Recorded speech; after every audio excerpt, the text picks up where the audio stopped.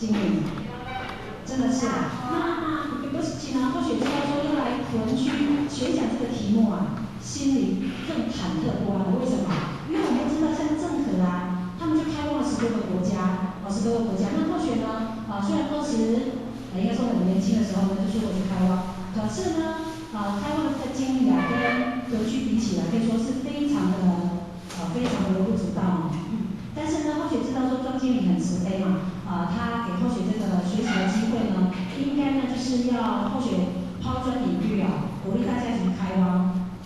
各位浅显都是哲学组的小组长吗？是的，请举手。小组长的请举手。那组员呢？有组员吗？有没有不是屯区的浅显？有不是屯区的浅显吗？听说有河北区的浅显要来。好，那没有关系。各位浅显知道上个礼拜老师在北区呢，在中立雅德坛有送给我们呢一个是拜读伞，10位拜读伞，各位浅显有没有听过？有听过吗？有没有看过？各位浅显拿到卡片吗？有拿到卡片对不对？这个呢，等一下我们再来分享一下。那么后学在想啊，后学被排在今年的最后一堂课哦，尤其题目是什么？点亮心灯，照亮寰宇，是不是？我这个题目感觉好像很不容易发挥哦。是，但是呢，后学呢在想，也是慈悲呢，会在年终的时候排这样的一个题目呢，应该是要大家呢都能够快快乐乐的修道办道，是不是？那么各位浅显看，10位拜读伞，我们请前到念第1爻，后到念第2爻，好不好？好，在彼此类推，好，来我们大声的念。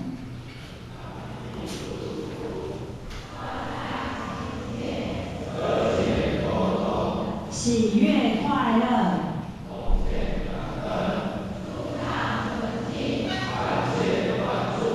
理解包容，健康活力。各位浅显，谢谢。那各位浅显有没有发现到为什么老师在年终的时候要送给我们这10位拜读伞？为什么？通常后学是觉得说，应该是很多的突我心中有很多的不快乐，对不对？还是说如果在修道过程当中有受到一些人我的考验还是自己修道办道的一些障碍，那心里呢很不快乐，或者是说跟同修之间的相处，对未来的一些期许，就是说对未来的一些方向不是那么肯定，所以老师慈悲才会送给我们这个10位拜读伞。那个浅显，如果看一下旁边有没有看到那个最1、2、3、4、5、6、7第7行，还有倒数第7行，有没有说破除我执？有没有？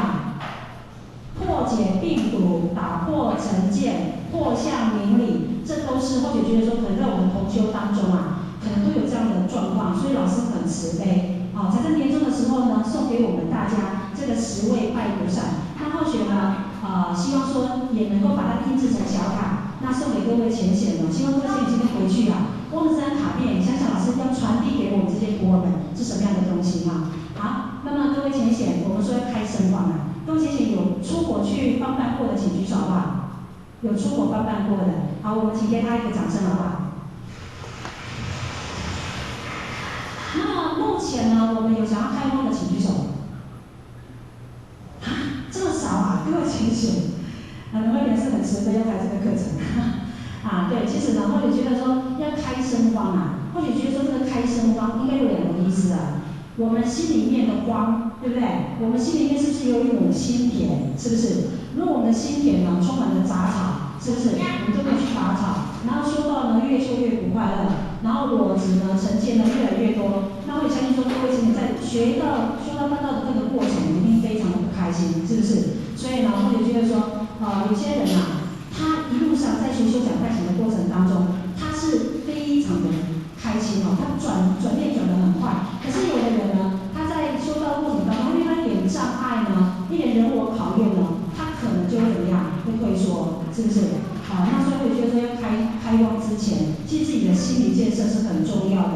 尤其到了年终到年底了，或许觉得说这个时候呢，我们应该要沉淀我们的心灵，好好的去思考一下说我们将来的方向是什么好，这个呢是我们昨天社谈的时候呢，后学用那个相机拍的，我们那个灯非常的迷你，因为那个佛堂好小可是那个灯很可爱，我就把它拍下来。那我就想说，老师10位带徒伞呢，无外乎是希望说我们把我们的心灵的一些尘垢全部都把它怎么样去除掉，是不是？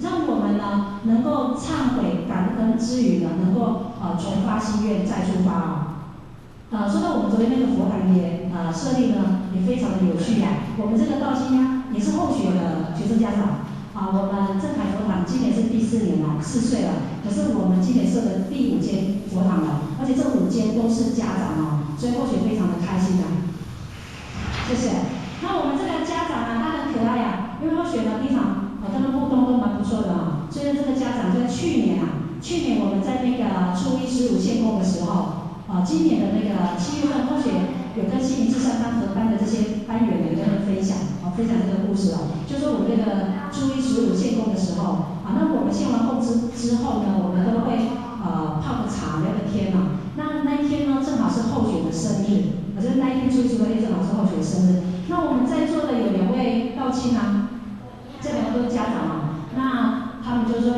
你生日我们送给你一个蛋糕吧。那后学就看得很开心那他们在唱完生日歌之后呢，后学就跟他们说，送个礼物给我吧，我要无情的，不要有情的。那他们就说什么是无情的呢？我说比方你就说陈讲师，我1年发愿要度几个人，对不对？我要做什么然后这样当你的生日礼物好了。那结果呢，其中就这2位他就说，那好吧，反正你每次看到我们就叫我们设佛堂，那这样我们就明年设佛堂给你当做礼物好了。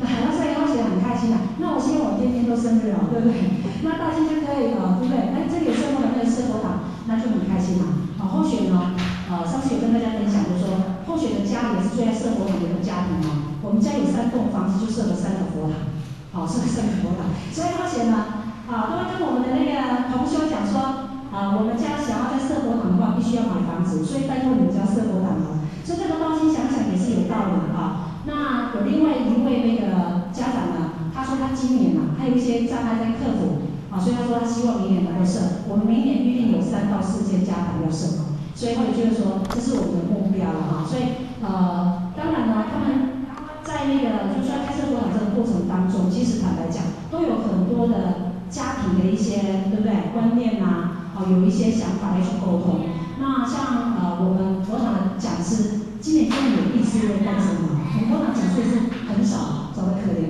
可是呢大家都很团结，所以呢我们就跟那个我们道心说你虽然是很新灵班我就把你当人才了，所以呢你心灵班就应该要去请示设佛堂，然后到至善班设好佛堂刚刚好，这样对不对？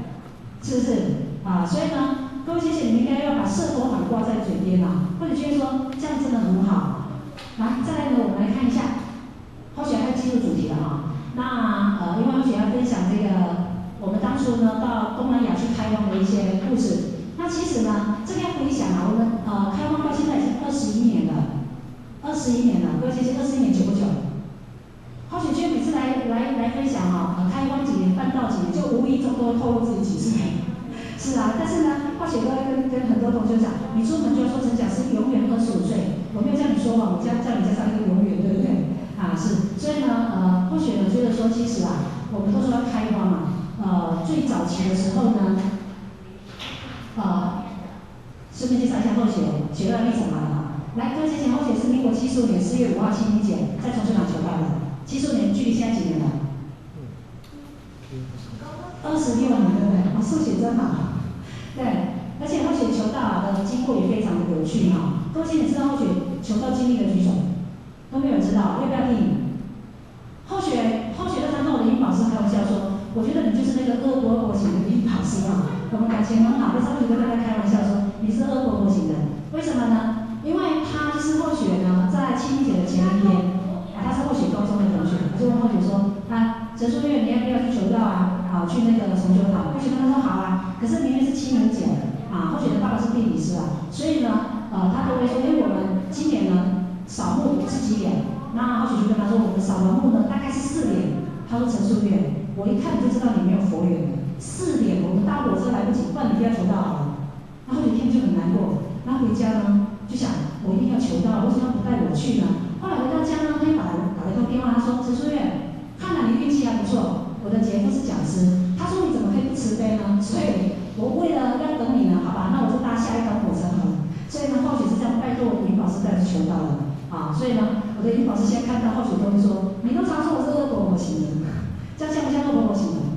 有点像啊，是不是？啊，所以呢，谢谢你渡人的时候啊，不可以用这样的态度，不可以啊。可是没有关系，因为或许都跟他说，我可能很小，你就是立志要来学修讲拜型的哈，所以呢，你一点点的小测验呢，考验不开我了。可是我们感情非常好，或许非常的感恩他。那再来呢，或许呢，75年求道之后呢，那76年就读了心灵班。那在77年的那一年啊，我们跟我们的第一代的，我们的第一个公共佛堂第一代的这些同修的姐妹呢，大家当时都非常的年轻哦。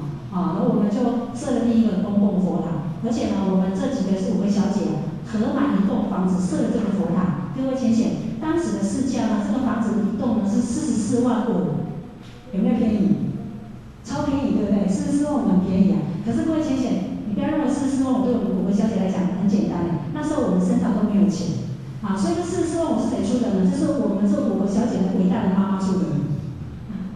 是啊，所以呢，这些妈妈都从那个我们那时候还那么年轻的时候，他们就这样住到啊，所以我们都很感恩他们。那么在我们80年的时候呢，就到新加坡去开光了。所以说，其实你可以算一下，我们那时候领讲师了没有？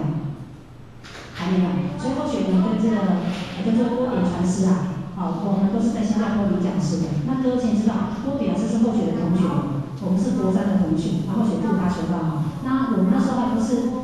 讲师的时候呢，就到新加坡去开光了。那到了新加坡开光之后呢，同年80年的12月4号呢，我们就在新加坡设立第一个公共佛堂。那为什么也是慈悲呢？要选来谈这个开生光？什么叫开生光？各位现在知道，开生光就是从零到有。所以呢，我们并没有任何的底线，不认识办的人哦，我们就飞过去了哈。那这个细节等一下或许会再讲。那在民国82年的6月20号呢，我们就在印尼呢，雅加达设立了第一个家庭佛堂。好，那再来呢，就是83年呢，是巴淡岛第一个公共佛堂。那到目前为止呢，东南亚总共有41个佛堂。啊，那比我们自己台湾这边大陆还要宏窄。啊，所以说这有时候是个因缘呐。那或许有时候听到有些亲人说，台湾的版北我还是照个广告，可是有时候会觉得说，那是你的因缘。你的因缘使然啊，最后面的时候或许会跟大家分享，如果你有因缘你不去了，后面呢也不太好，这个等一下或许会来分享。我们先来看一下，这就是我们第一代公办佛堂的坛主哦，各位谢谢，有的是前面的讲师啊那我们里面呢其实真的只有5个小姐那时候看是不是呆呆的？经理看不懂左边1、2、3、4。左边呢，后面第4位是候选，第5位是郭经理。看不太像吗？不像。好，那这就是安坐的时候呢，古佛慈悲的哈，他对我们这第一代的呢，前面这几位他就讲了这个我们从第2行开始看嘛，他说尔等志向同神圣，就是等于说我们心灵班的时候，我们就很发心了那时候我们就1周7日行。1周7日行，礼拜6、礼拜天都是跑整天的跑整天的。那么他说这个精神金钱两费神是真的，我们那时候还很新每个月赚几千块的薪水，可是我们每个月都没有。3宝 The three treasures for new doll receivers。人的一生中，有许多值得庆贺的事情，但却有更多无价且必须要全力以赴来追求的东西。There are many things in life worth celebrating. However, there are even more priceless things worth pursuing with all our efforts. 2500多年前，当释迦牟尼佛仍是王子时，亲眼目睹了人世间之生老病死。他告诉自己，一定要找到一条永恒之路。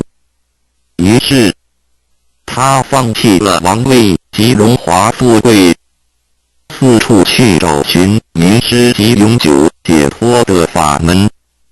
后来，燃灯古佛为他授记，最后，他修成了正果，也留下了许多的经典，引导众生开悟正果。About 2,500 years ago, when Sakyamuni Buddha was still a prince,